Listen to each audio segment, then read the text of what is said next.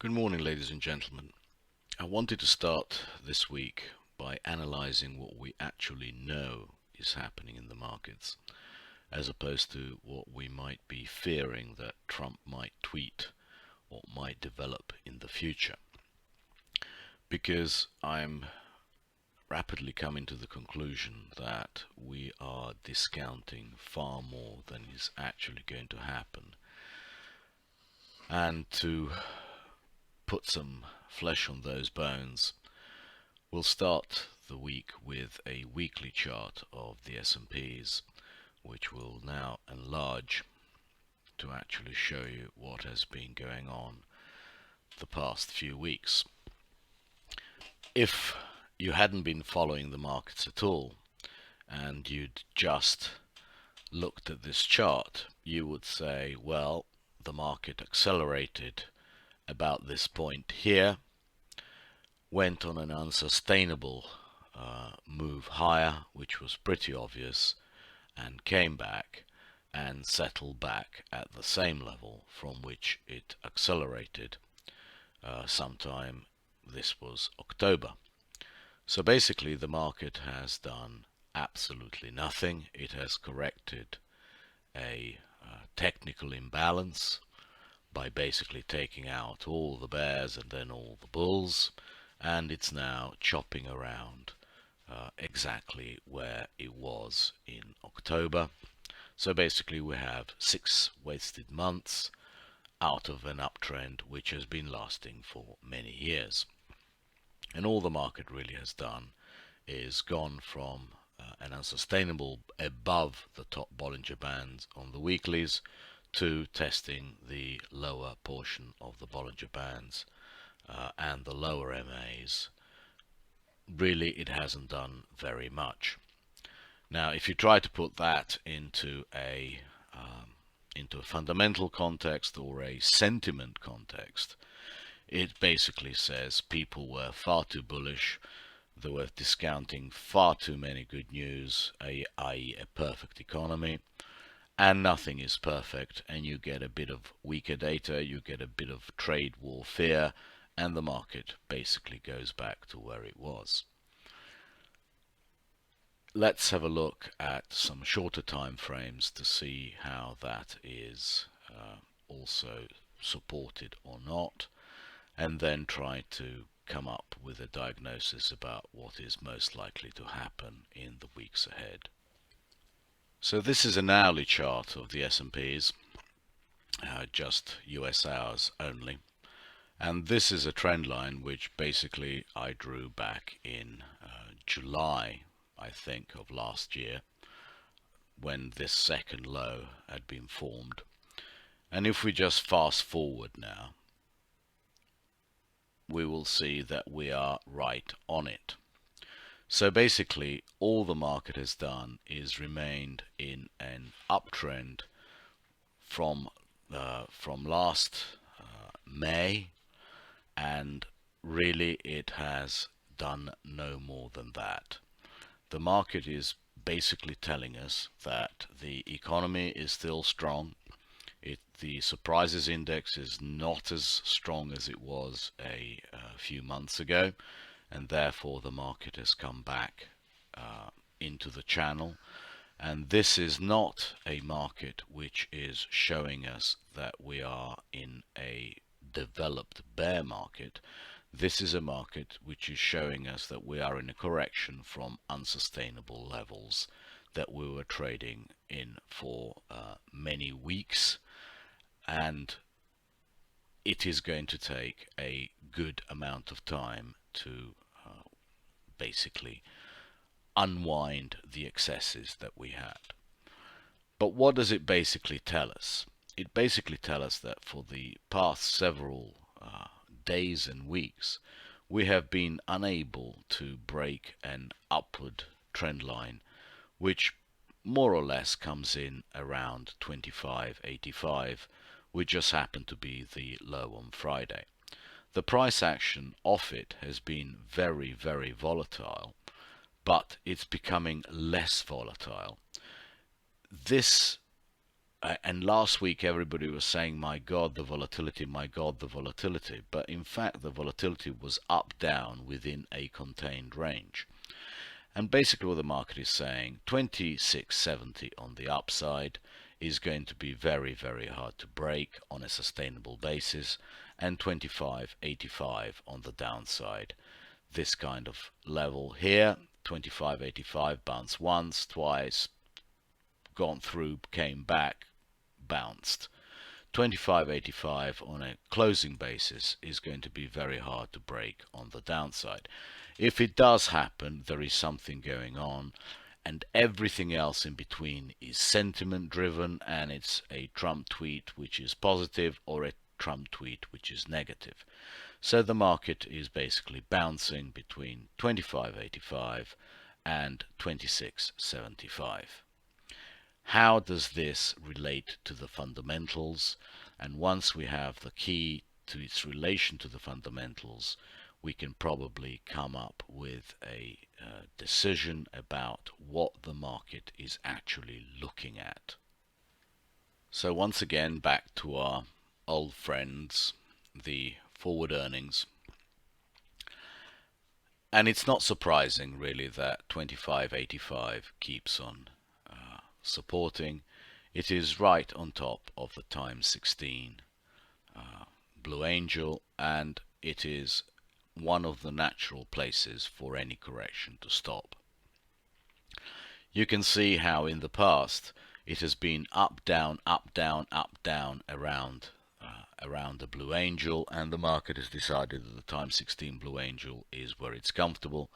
So would it really surprise to see up, down for many weeks between that kind of 100-point range with 2585 as the support? It really wouldn't be surprising. It happened many, many times in the past. It happened in 2012, almost 6 months worth of action. It happened in 2015, where we had just about a year's worth of action. It happened late in 2015, before the break in 2016. So this is hardly surprising action that we are seeing. A break of the time 16 will lead us down to the time 15, which is in the low to mid 2400s. That is why this level is so important, and that why it's bouncing so hard from the 2585 area. What is actually making it very hard to trade is that it's happening with such ferocity and such high volatility. The market drops 50 points within 2 days, and that is something that we didn't see in 2017 or even in 2016 for the most part, and that is what is actually making it very hard to pull the trigger at certain levels. We have just got to say that the market is actually trading off probably a lower surprises index, i.e. the data that it's getting is not as bullish as, not exceeding expectations as it used to, and therefore the market is slightly more cautious and not trading at ridiculous times 17 or even 18 times forward earnings, but it's trading at a quite sustainable times 16. Times 15 would be better, but nothing is ever perfect in this world. Trading at times 16 is not ridiculous. It is an uptrend. All these Blue Angels are still going up. Expectations for earnings for the future quarters are still bullish, and therefore it is not ridiculous to trade around the times 16 Blue Angel. It just shows us that there is very little here which has to do with Trump and the tariffs. It's the expectations of future moves which Trump and the tariffs basically stoke up via tweeting, but it's not the fundamentals, and this market basically comes back to fundamentals and sticks with it. Therefore, until and unless 2585 breaks on a weekly closing basis, there is very little to fear by buying the market as close as possible to the time 16 Blue Angel. This is a chart of the transports. It's a daily chart of the transport sector of the Dow Jones. And in my experience, it's the one that always leads the Dow Jones Industrials. It has done so for many decades, and let's hope that it will continue to do so. If we enlarge it, we can see that basically the same pattern as in the Dow Industrials is holding true here. Look at it, up, down, up, down, up, down, up, down, up, down. So this actually is more volatile than the Dow Jones Industrials, but it has been contained within a very, very narrow band. It's the volatility of the up-down which is getting people and making them afraid. But in terms of actual movement, it's almost negligible. Net over the course of the 2 weeks, we have gone absolutely nowhere. Net over the course of the past 2 months, we have gone absolutely nowhere. And that shows you really that it's only people being afraid of the next Trump tweet which is going on in this trading range here. We can see how well contained it has been within this channel, apart from this ridiculous episode here, which we have now corrected. And we are basically trading very calmly and quietly. The market has basically decided that the US fundamentals are good. They're nowhere near as good as they were at the beginning of the year because the surprises index has come down. I mean, you have to admit it, and therefore the market has come down with it and has worked off some of the excesses. Until and unless these levels break, they will continue to be a short-term buy for a bounce back up to the higher levels. The industrials is saying so, the weekly is saying so, the daily is not objecting, and the hourly is saying we're still in an uptrend. Let's not fight it. Let's buy the dip and let's sell the rip. We are most probably in a very, very contained and predictable range. It just doesn't feel like it, and that's what the market wants you to do. It wants you to be afraid of the bottom and really, really happy and greedy at the top.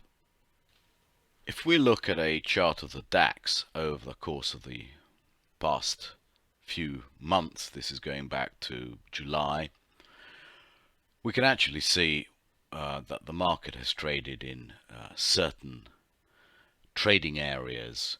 The first one here, the break higher, the second one here, the attempt to go higher, the failure, and coming back to these levels. So if we said that the market is stuck between 11,800 and let's call it 12,300, that is really what is happening. We are coming to the end of this run because we have the 200 period moving average very nicely pointing south, and any move towards 12,500, 12,600 I am sure will get sold heavily.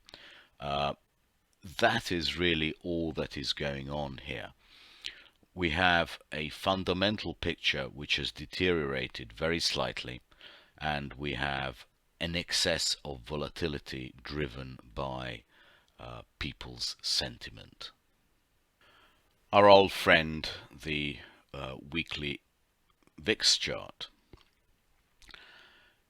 As we said, an average of about 8 weeks between one leg of the volatility higher and the second leg of the volatility higher. But this is now enough already to give us an idea of what kind of market we are in. We are not in the 2008 period when volatility routinely went up into the 30s. We are in a market where volatility goes back up towards 25 and gets sold back towards 20. Now, when have we seen that before? Well, we've seen that in 2015 and then in 2016. We have seen that in 2011 and in 2012.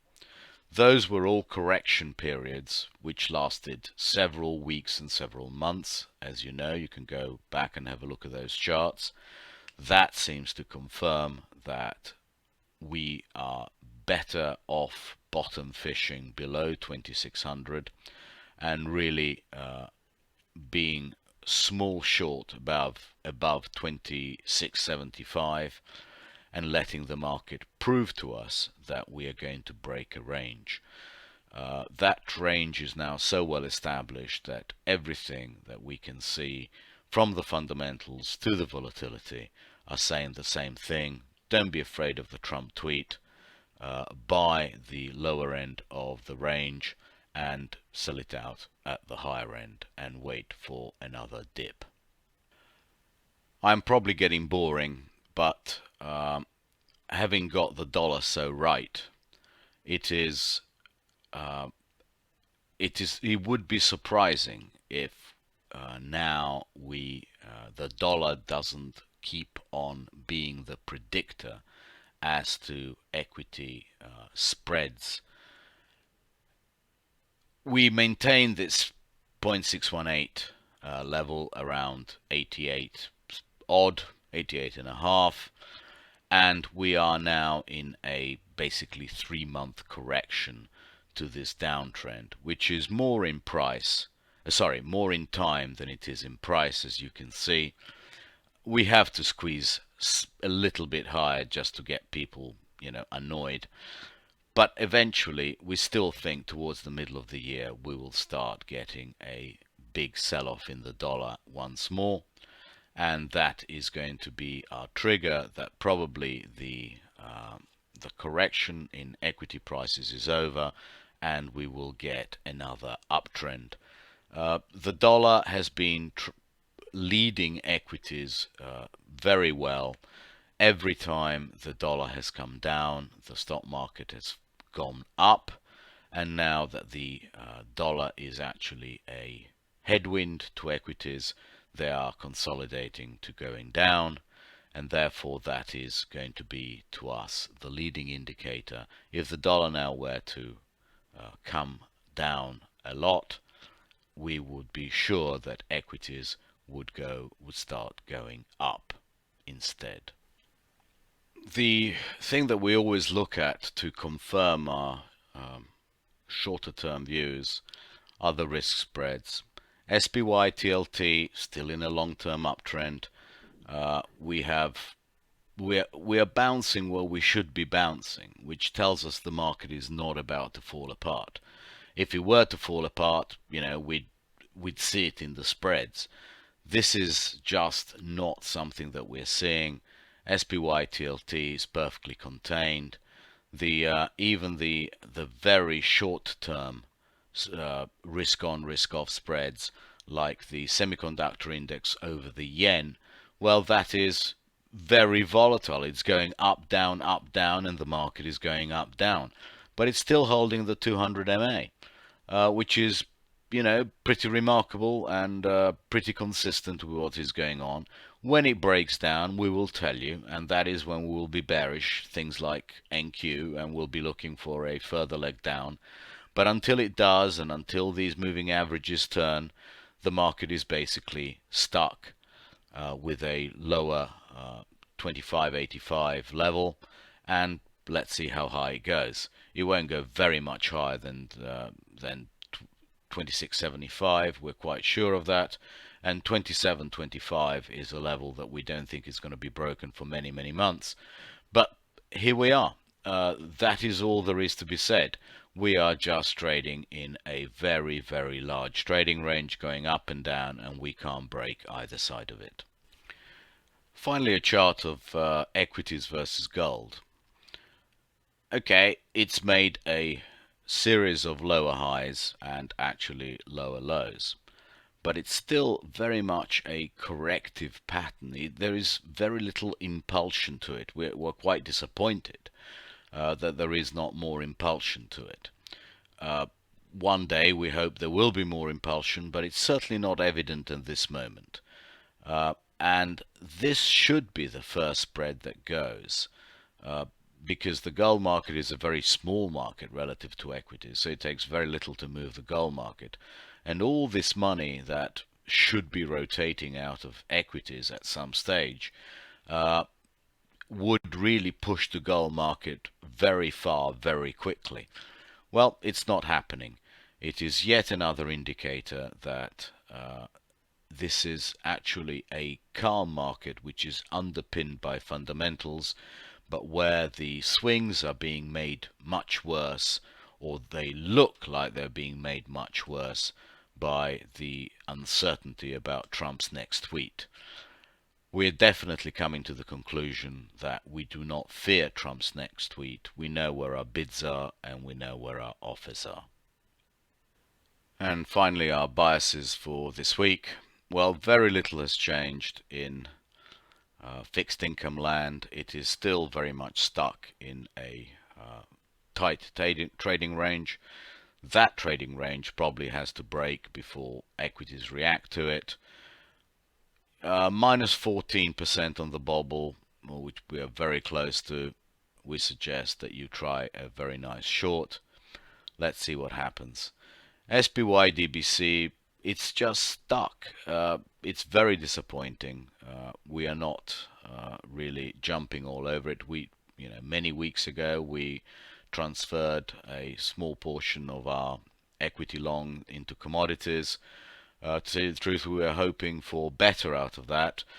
We're still going to be patient with it and see what happens. We are in profit, but nowhere near as much as we thought we would be. Fundamentally, we still think this could work out very well. We're just not seeing it at the moment. And here we have added effective range. It has to break on a closing basis, 25.85, 26.70. Unless that range breaks, we will just trade it. And, when the market is down because of a Trump tweet, we are very happy to buy it below 26.00. And we're still very happy to sell around the 26.70 area because we just don't think this market has legs to sustain it. Here we told you we could get real high if this was like 2008, which we thought it might be. Well, it's not. It's just not getting to that 27-30%. It's getting to the 25% as we showed you and getting knocked back. So every time it now goes up to 25, we will start betting against it and see what happens, because we're perfectly willing to risk a couple of percent to make 5 or 6. Nothing much has changed here unless the DAX breaks 11,700, which we picked as a downside target. We are quite happy to buy it as close as possible to there and sell it above 12,500. Quite happy to do that until the market proves us wrong. Nothing else has changed. The dollar is still a headwind for US stocks, and until the dollar starts breaking that 88.50 level, it will continue to be so. Thank you very much indeed, and tweet you later on. Thank you.